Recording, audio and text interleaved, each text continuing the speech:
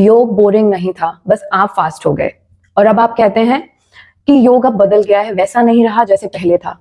जब चीजें और उनकी वैल्यूज सीधे तरीके से समझ नहीं आती तो उनको समझाने का तरीका बदलना पड़ता है।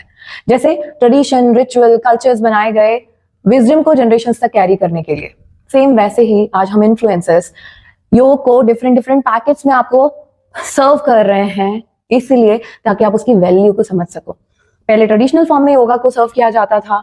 आयरनी देखो, इतनी अच्छी विजडम हमारी ओरिजिनेटेड इन इंडिया और इतनी साइंटिफिक बेनिफिट्स योग के, फिर भी लोग इंस्टेंट फन और इंस्टेंट डोपामाइन रिलीज के लिए मॉडर्न चीजों की तरफ भागते थे, योग को प्रैक्टिस नहीं करते थे। तो हम इन्फ्लुएंसर्स को करना पड़ा, 3 आसनास करो तो ये होगा, 4 करो तो ये होगा।